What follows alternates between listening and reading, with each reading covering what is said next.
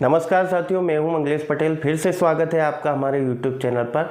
साथियों, आज हम बात करेंगे अंडाणु जनन यानी कि oogenesis की जो प्रोसेस है उसके बारे में। तो साथियों, आइए हम इस प्रोसेस को जो है स्टार्ट करते हैं।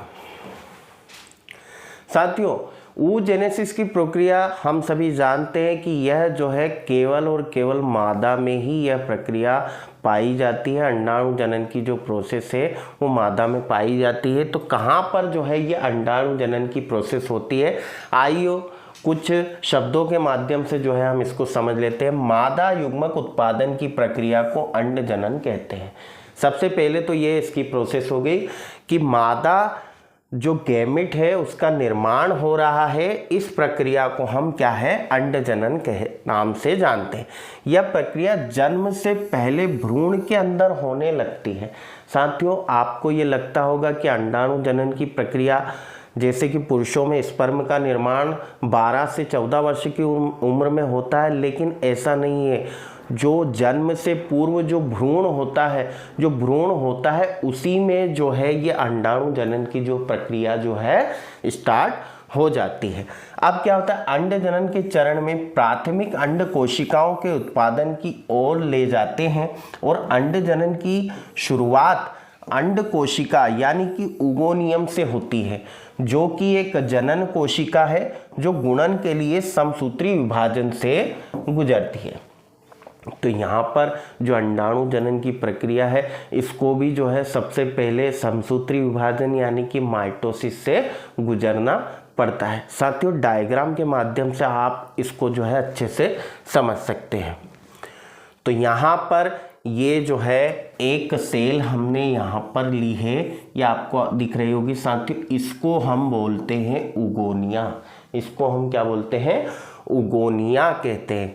तो उगोनिया जो सेल्स होती है सबसे पहले उसमें कौन सी प्रक्रिया होती है, माइटोसिस की प्रक्रिया होती है। माइटोसिस जो होता है यानी कि इसको हम क्या कहते हैं, सूत्री विभाजन। क्या कहते हैं साथियों, इसको सूत्री विभाजन या इसको जो है हम समसूत्री विभाजन भी कहते हैं। समसूत्री विभाजन भी कहते हैं।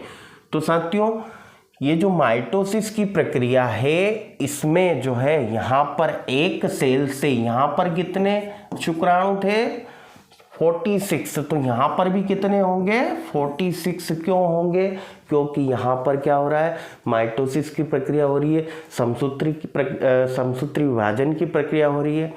और हम ये सब जानते हैं कि समसूत्री विभाजन में शुक्राणुओं की जो संख्या होती है वो क्या होती है, समान होती है।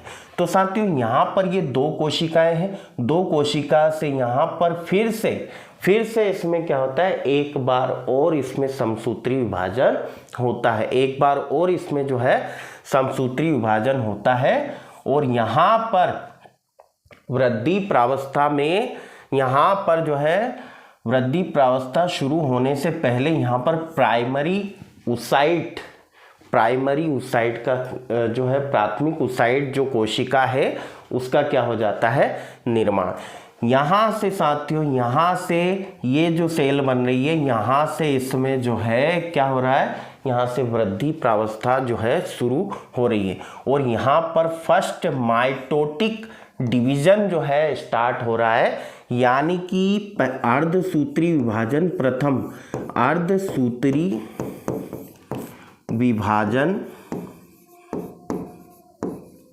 प्रथम जो है यहाँ पर हो रहा है।